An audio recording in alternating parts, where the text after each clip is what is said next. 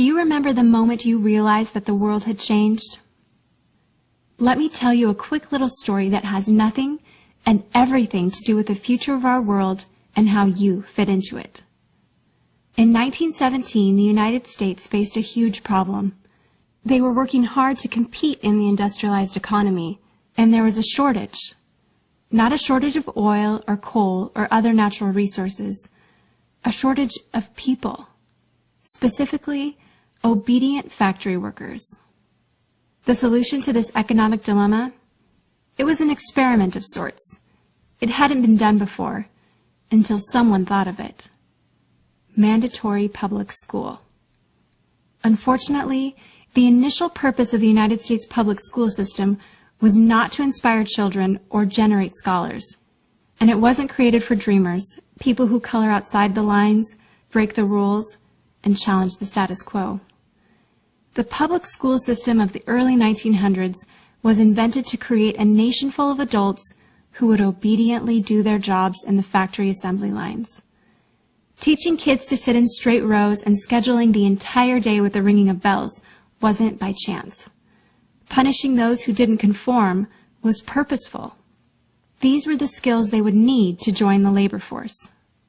Intentional or not, this early method of turning dreamers into workers was an investment in the nation's economic future. And it worked. This then led to several generations of productive, fully employed workers.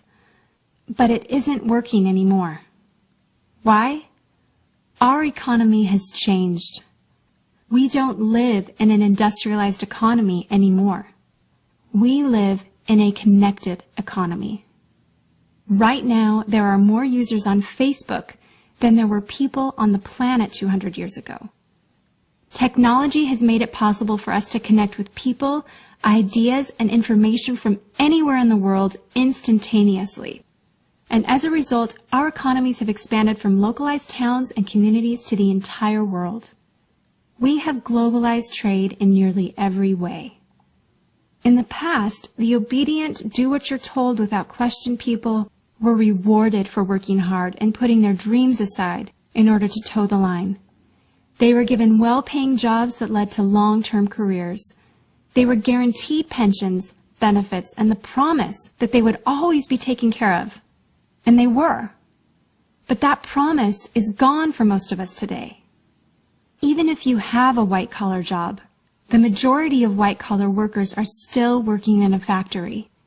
Instead of operating a sewing machine or welding a widget, they now push pencils, type on keyboards, or process paperwork. It's still factory work because the entire focus of the day is spent on increasing productivity, which leaves little room for creativity, spontaneity, or individuality. The educated, hard-working masses are still doing what they're told, but they're no longer getting what they deserve. Even if you do everything you are told to do today, graduate from high school, go to college, get a degree, work hard in whatever job you can find, if you're lucky enough to find one, you're not guaranteed anything. Companies are being forced to change or die right now. Layoffs happen much more often than job openings appear, and the highest paying jobs are disappearing or heading overseas at an alarming rate. If you have a job where your boss tells you exactly what to do, he or she will always find someone cheaper than you to do it. Did you know that the average length of a job today is about 4.5 years? Contrast that to the 1960s when it was 40 years. The connected economy rewards a different group of people. It rewards the people who see things differently, who don't conform, people who have ideas that no one else has, people who are willing to work hard but know that the old way of doing things is broken. The connected economy rewards you not for being a cog in the wheel of life, but for standing up and reaching out. The connected economy rewards the connectors. Whether it's connecting a person to a person, a business to a business to a product, or a product to a person, those who learn how to connect are the ones who will survive and excel in the connected economy. That is how the world has changed. It's not about to change. It already has. Things are different now, and they're not going back to the way they used to be. Look at Facebook. What's their product? It's you. Your network, your information, your ideas, they all have value.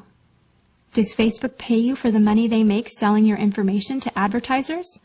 No. But we still use it because we have an innate desire to connect with people. In fact, neuroscientists have found that we are actually hardwired to connect with each other. Some people know how to leverage this innate ability in today's economy, but most don't. And because they don't know how to do it, most of them are paralyzed with fear, resisting the shift, despite clear indications telling them it's time to change. In 1917, a group of people performed an experiment that forever changed the way that we earned a living. The world today is facing another huge problem. We're facing a shortage of our own. Not a shortage of factory workers or consumers. The world has enough of those. We have a shortage today of dreamers and connectors. And so, we're holding our own little experiment. And you happen to be the subject of it. This 8-minute presentation was specifically designed to seek out and find the connectors around us. Those who recognize that we are on the brink of the next economic revolution, who are ready to thrive in the connected economy, and who are searching for the best way to do it. The internet and technology are rapidly changing the way that we do everything today, including how we make a living. It's not too late to embrace the change and find a way to make yourself relevant and profitable in our brave new world. And that's why we've invited you here today. We've created something that rewards you for connecting. It pays you for bringing people together behind a cause, product, or idea. And we have systematized it and made it so that you can do it from anywhere, with anyone, at any time. If you are passionate about helping people, if you are passionate about changing lives, if you want to position yourself to be a capitalizing force within the connected revolution instead of just a bystander, let's start now. Do you remember the moment you realized that the world had changed? How about the moment you realized you could change with it? Are you ready for the details?